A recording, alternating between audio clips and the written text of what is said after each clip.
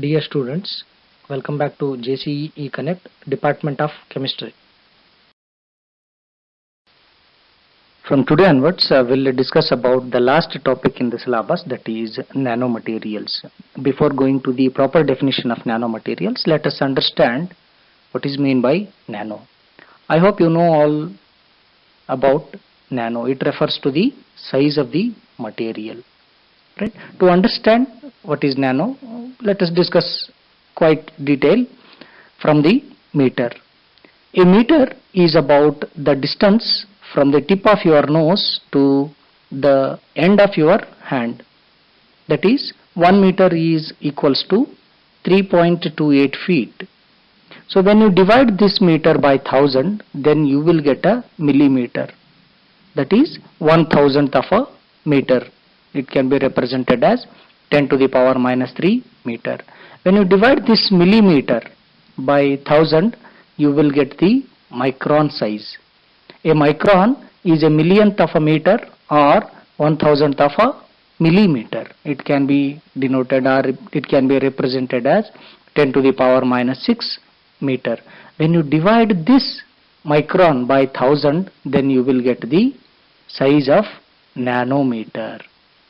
That is, a nanometer is 1000th of a micron or billionth of a meter. It is represented generally as 10 to the power minus 9 meter.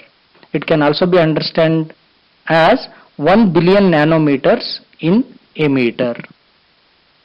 So this is about nano. It is refers to size. It can be understood by this picture as well. In this picture, the first image is taken at a distance of 1 meter. From this, you can hardly find out the presence of housefly on the leaf. But when you go to close to this picture, that is say about 10 centimeter, then you can identify it as a housefly on the leaf. But when you go to very close to it, say about 1 centimeter, you can easily say that it is a housefly sitting on the leaf. But when you go to further close, say about 100 micrometers, you can observe the head of the housefly clearly. If you go further close to it, say about 10 micrometer, then you can see the internal structure of the head. If you go very close to it, say about 100 nanometer, you can observe the detailed structure of the head. If you go to the still closer to it, say about 10 nanometer, then you can observe the DNA structure of the head. Then if you go to still closer, you can observe the subatomic or molecular level, isn't it? So this is how we can understand the size. With this knowledge, we can define nanomaterial precisely.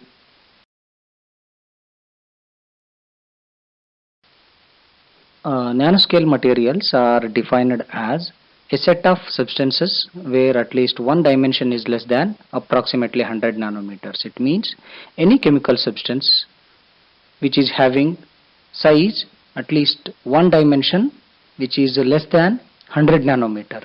Such chemical substances are called as nanomaterials. Why this nanomaterial is of more important? Why it is more fascinating? What is the significance of these nanomaterials?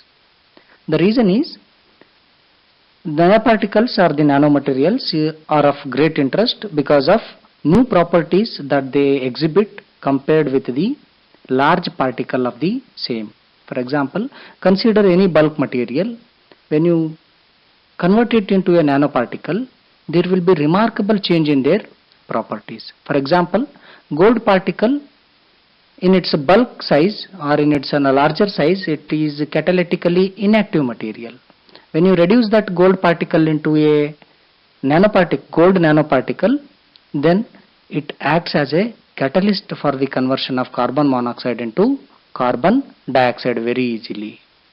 So the property is being changed when you go from bulk solution to or bulk material to nanoparticle size. Because of this, nanoparticles or the nanomaterials finds extensive applications in the field of science. That is why it is called as the revolutionary development of nanotechnology capitulate vast opportunity in the field of science. So by changing the size, there will be change in the properties. Let us discuss how the properties are changes and what are the properties that are significantly changing by reduction in the size in detail. Let us discuss surface area under the heading of size dependent properties of nanomaterials. It is well known that when you reduce the size of any material to the smaller size, that is from a macroparticle size to nanoparticle size, certainly there will be increase in the surface area. To understand this one, consider this image. The image is having macroparticle and nanoparticle of the same material, and the amount of macroparticle and nanoparticle are same. So the total surface area of the macroparticle is small when compared to that of nanoparticle. The reason is, when you divide this or when you convert this macroparticle into nanoparticle, then you will be having small particles of more in number. So each particle will be having its own surface area. Collectively, the surface area of all these particles will be increases when compared to that of macroparticle. The increase in surface area changes other properties of the material as well. For example, catalytic activity, gas adsorption, chemical reactivity, because these properties are dependent on the surface area. The reason is, when you increase the surface area, then more atoms will be exposed for the environment or the chemical reactions. When it is exposed for the chemical reactions, then you will be having faster chemical reactions. That is why we are telling that the nanoparticles can act as catalyst in chemical reactions. This is one property that is changes as you reduce the size from bulk to the nanoparticle. Let us understand the second property under the same heading, that is electrical properties. Electrical property of any material is generally dependent on the band gap in the energy levels. Smaller the band gap, the material acts as a conductor. Larger the band gap, the material acts as a insulator, and in between these two the material may act as semiconductors. Here we are discussing the electrical property of same material, how it is changing from bulk to the nanoscale. Right? The electronic bands in a bulk materials are continuous due to the overlapping of orbits of billions of atoms. But in nanoparticles, very few atoms or molecules are present, so the electric bands become separate, and the separation between different electronic states varies with the size of nanomaterial. That is, when you look at this figure, the same material in its bulk size, there will be continuous energy levels between the valence band and the valence band and the conduction band. But when you reduce the size, when you decrease the size of the same material, these energy levels starts separating in valence band as well as in the conduction band. At the same time, the band gap between the valence band and the conduction band increases when you decrease in the size. Thereby, the electrical properties changes. For example, any material in its bulk state or in its bulk particle size, if it is acting as a conductor, then when you convert this into nanomaterials or the nanoparticle, the electrical properties changes from conductor to semiconductor. Hence, some metals which are good conductors in bulk become semiconductors and insulators as their size is decreased to nano level. This is how the electrical property is going to change when you reduce the size from bulk to nanoparticle size. The third one is optical properties. Nanomaterials in general can have particular optical properties as a result of the way light interacts with their fine nanostructures. The discrete electronic states of nanomaterials allow absorption and emission of light at specific wavelength. Hence, nanomaterials exhibit unique colors different from bulk materials. To understand this one, let us consider the example of gold. You know the color of the gold, it is popularly known as gold color or the lemon yellow in color, isn't it?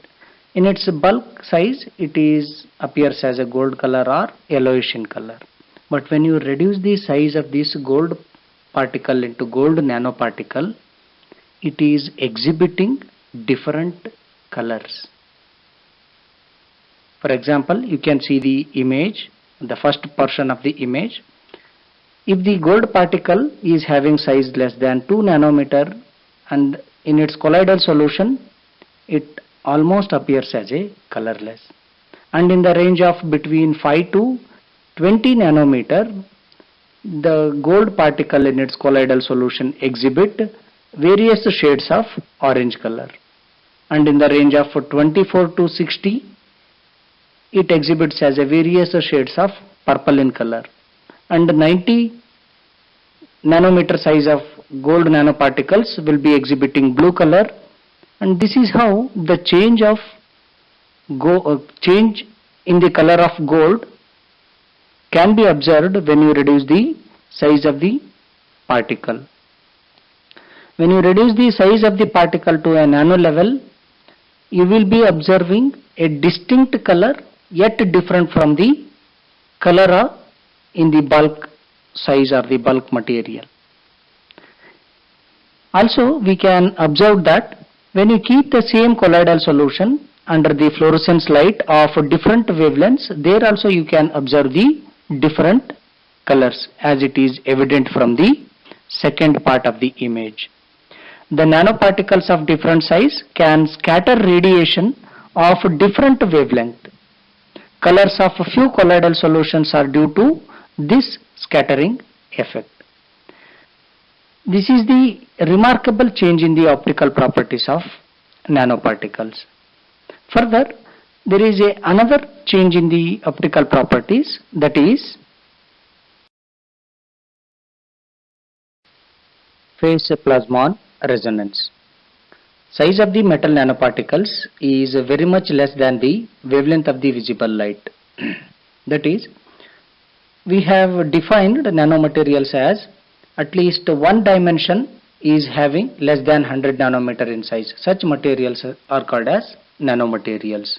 But the wavelength of the visible light is in between 400 to 780 nanometers, whereas the size of the nanomaterials is less than 100 nanometer. Therefore, metal nanoparticles are not expected to absorb visible light, but metal nanoparticles are found to exhibit a large optical absorption cross section, which is very much higher than its size due to surface plasmon resonance. It means, though it is having a very small in size when compared to that of the wavelength of the incident light, it exhibits different optical properties. The reason is surface plasmon resonance. What it is surface plasmon resonance? How to understand this one? To understand this one, look at the image that is shown here. When a light hits the surface of metal particle, electrons present on the surface starts oscillating back and forth in a synchronized way in a small space, and the effect is called as surface plasmon resonance. That is, imagine a very small tiny particle is there and you are incidenting a light on it. When a light incident on it, the electrons present at the surface of the particle or the electrons of the surface atoms starts oscillating back and forth in a small space as it is shown in the image. So when it is oscillating between or oscillating back and forth in its given space, then the area of cross section increases. When the area of cross section increases, then it becomes capable of absorbing the light that is falling onto it. This phenomenon is called as surface plasmon resonance.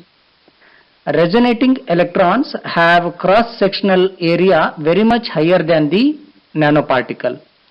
Depending on the frequency of the oscillation, resonating electrons can capture radiation of different wavelength. I hope you have got this point. This is how, being a small particle or tiny particle, it exhibit different optical properties.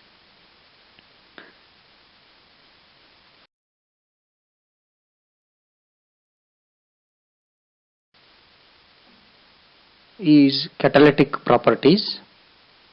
The use of catalyst in chemical technology is of great importance.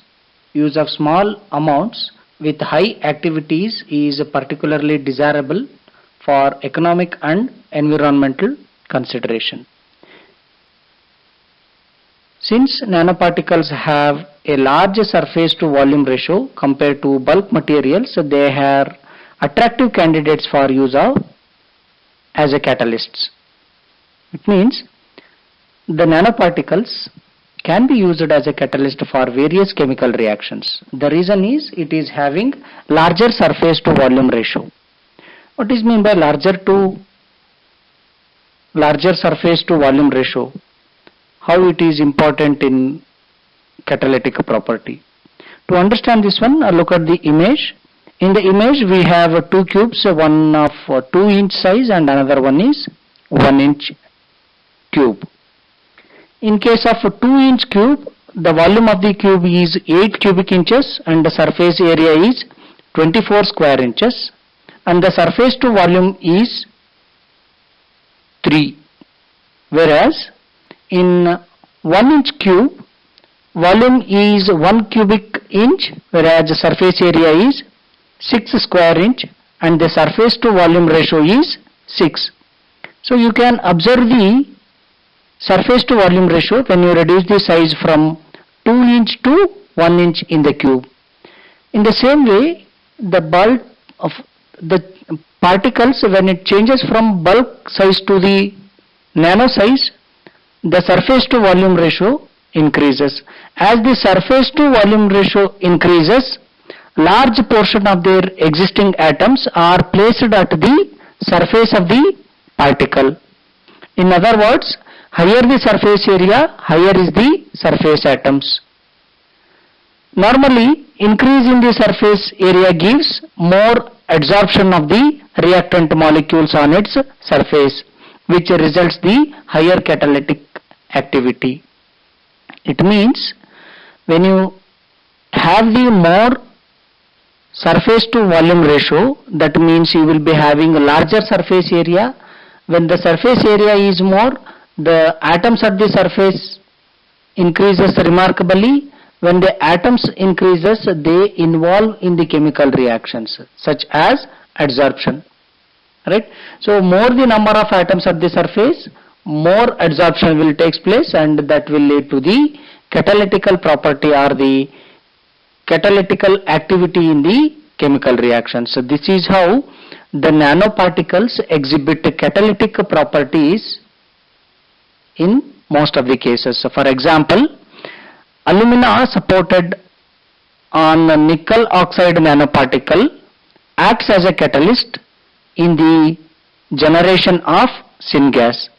By using the alumina supported nickel oxide nanoparticles as a catalyst, there will be significant increase in the syngas quality as well as yield, and also it reduces the production of tar yield significantly. This is how the nanoparticles exhibit catalytic properties, whereas the same kind of properties we may not observe in its bulk size. The last property we are discussing under the heading of size dependent properties of nanomaterials is thermal properties. This property is also dependent on the surface area of the particles. As the surface area changes, the thermal property is also changing. The surface atoms play a significant role in determining the thermodynamic properties of nanostructured materials. The reduced coordination number of the surface atoms considerably increases the surface energy, resulting in atomic diffusion at a comparatively lower temperature. It means when the size of the particle decreases, the atoms at the surface increases. Thereby, the surface energy is also increases, which results in the atomic diffusion at lower temperature. Generally, atomic diffusion occurs at a higher temperature in case of bulk materials, but in case of nano materials, the atomic diffusion occurs at the lower temperature. For example, melting point of cadmium sulfide falls to as low as approximately 400 degrees centigrade with a diameter less than 3 nanometer, which is much lower than the bulk melting point of cadmium sulfide, which comes around 1600 degree Celsius. Similarly, the gold nanoparticles with a diameter less than 3 nanometer experiences a much lower melting point, which is close to around 500 degrees Celsius as compared to that of bulk gold, whose melting point is around 1064 degree Celsius. This is due to the increase in number of surface atoms with a decreasing particle size. Moreover, the density of surface atoms varies considerably for different crystallographic planes, which is possibly leading to different thermodynamic properties. So these are some of the notable changes in the properties as you reduce the size of the particles. I hope you have understood all the 5 properties.